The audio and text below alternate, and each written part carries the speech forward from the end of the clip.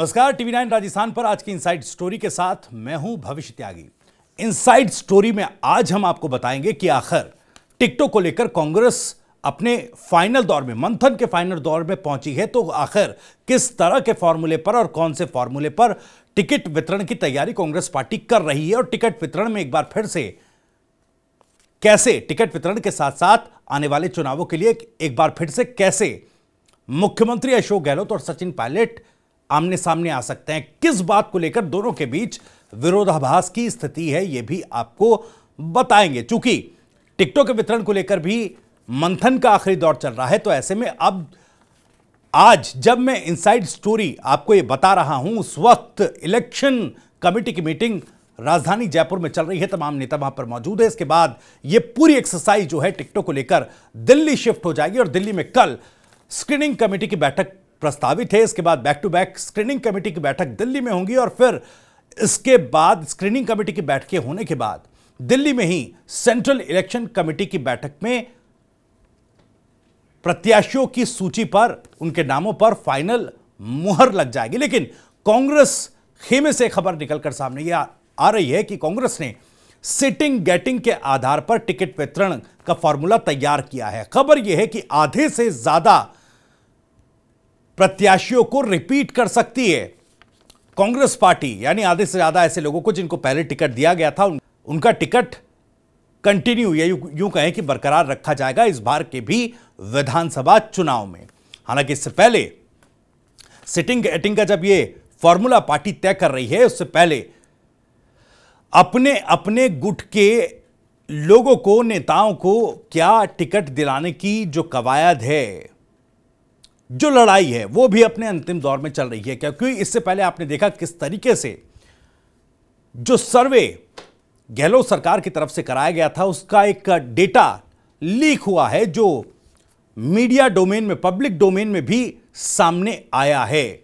अब उसको लेकर भी सवाल उठ रहे हैं, हालांकि कोई औपचारिक तथ्य उसको लेकर सामने नहीं आया। बीजेपी और कांग्रेस दोनों इस बाबत कुछ भी कहने से बच रहे हैं और इसमें आरोप बीजेपी के एक नेता पर भी लग रहे हैं कि वो जो डेटा लीक हुआ वो बीजेपी के एक नेता ने 20 लाख रुपए में खरीदा है। अब ये कथित आरोप है, इसमें कितनी सच्चाई है यह आने वाला वक्त बताएगा। लेकिन जो अभी राजनीतिक गलियारों में चर्चाएं चल रही हैं, मैं उनसे आपको रूबरू करा रहा हूं। तो इलेक्शन कमेटी की बैठक आज हो रही है, कल दिल्ली में स्क्रीनिंग कमेटी की बैठक होगी और उसके बाद सेंट्रल इलेक्शन कमेटी की बैठक में सिटिंग गेटिंग के फॉर्मूले पर टिकट वितरण का फॉर्मूला तय किया जा सकता है। अब सवाल यह भी कि किस मामले को लेकर मुख्यमंत्री अशोक गहलोत और सचिन पायलट एक बार फिर आमने सामने आ सकते हैं, गतिरोध उनके बीच फिर देखा जा सकता है। दरअसल जो सिटिंग गेटिंग का फॉर्मूला तय किया गया है, इसमें कई ऐसे परिवार हैं, कई ऐसे नेता हैं जिनके टिकट को रिपीट किया जाएगा। उसमें कुछ सियासी परिवार भी हैं जो अपना सियासी वजूद राजस्थान में रखते हैं। तो अगर ऐसे में कि उन सियासी परिवार से किसी मौजूदा विधायक का, सिटिंग एमएलए का है जिनको पहले टिकट दिया गया था, उसमें किसी नेता का टिकट कटता भी है तो उनके परिवार को दिया जा सकता है। यह भी खबर निकलकर सामने आ रही है। हालांकि इसको लेकर सवाल यह भी उठेगा, क्या परिवारवाद की राजनीति को कांग्रेस पार्टी राजस्थान में बढ़ावा देगी क्या? यह भी अपने आप में एक बड़ा सवाल। लेकिन कांग्रेस पार्टी विनेबिलिटी के आधार पर टिकट देने की लगातार बात कह रही है। एक्सपीरियंस जो है, आने वाले चुनावों में नेताओं के अनुभव का लाभ लेने की जुगत में गहलोत, या यूं कहें कि पूरी कांग्रेस पार्टी नजर आ रही है। लेकिन गठबंधन, एक तरफ गठबंधन को लेकर जैसे पिछले चुनावों की बात की जाए तो पिछले चुनावों में 5 सीटें कांग्रेस पार्टी ने अपने गठबंधन के साथियों के लिए छोड़ी थी। इस बार जो है सचिन पायलट का एक कहना है कि कांग्रेस पार्टी अपने दम पर चुनाव जीतने में सक्षम है, तो गठबंधन की राजस्थान में जरूरत नहीं है।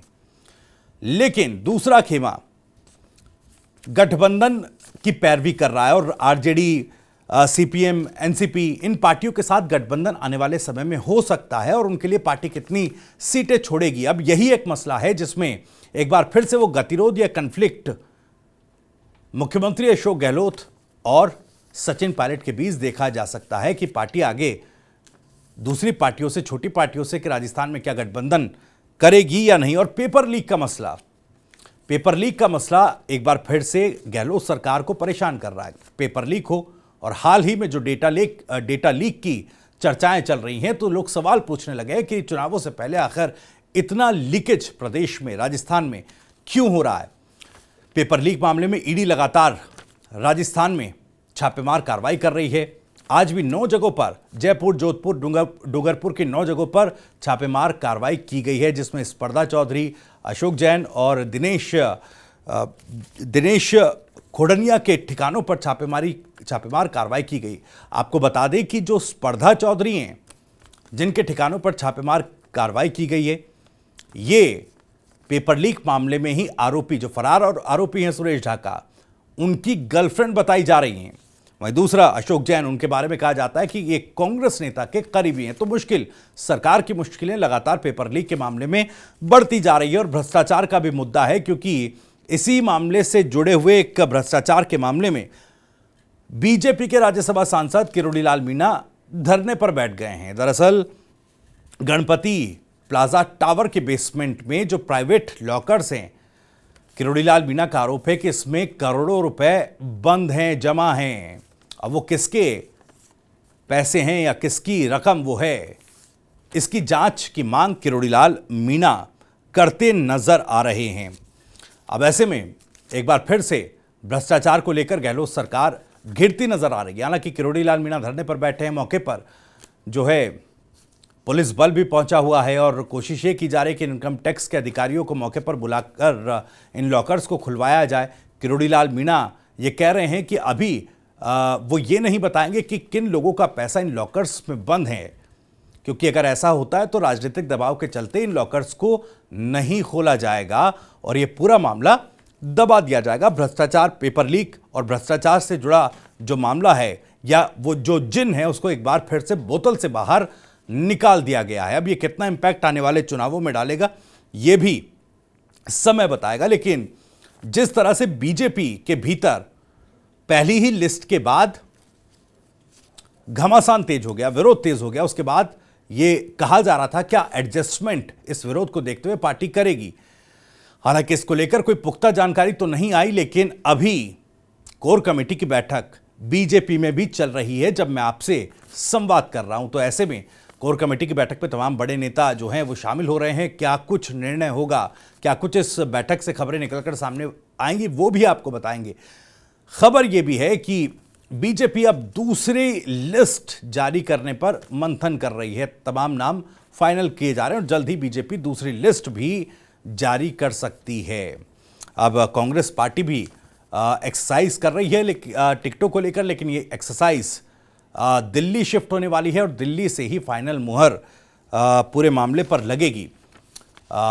तो अब देखना होगा कि कब तक कांग्रेस पार्टी अपनी टिकट की लिस्ट पहली जारी करती है। नवरात्रों की बात कही जा रही है, 18 तारीख का जिक्र किया गया था, लेकिन सिटिंग गेटिंग के फॉर्मूले की अगर बात की जा रही है तो क्या सिटिंग गेटिंग के आधार पर जो फॉर्मूला तय किया गया उसमें बगावत को पूरी तरह से कंट्रोल रखा जा सकेगा? यह अपने आप में एक बड़ा सवाल है, क्योंकि कांग्रेस पार्टी के लिए भी यह कहा जा रहा है कि कांग्रेस पार्टी भी बीजेपी की तरह ही टिकट फाइनल करने के बाद बगावत के या यूं कहें विरोध के स्वरों से घिर सकती है। तो सिटिंग गेटिंग का फॉर्मूला कितना कारगर होगा, यह आने वाला वक्त बताएगा। खैर, आज इस इनसाइड स्टोरी में इतना ही। अगर आपको ये वीडियो पसंद आया हो, जानकारी पसंद आई हो, तो वीडियो को लाइक करें, ज़्यादा से ज़्यादा शेयर करें। आप भी राजस्थान की राजनीति से जुड़ी कोई बात, कोई राय रखना चाहते हैं तो कमेंट बॉक्स आपके लिए खुला है। और राजस्थान से जुड़ी और भी तमाम खबरों को सबसे पहले जानने के लिए सब्सक्राइब जरूर कर लीजिए। TV9 राजस्थान। नमस्कार।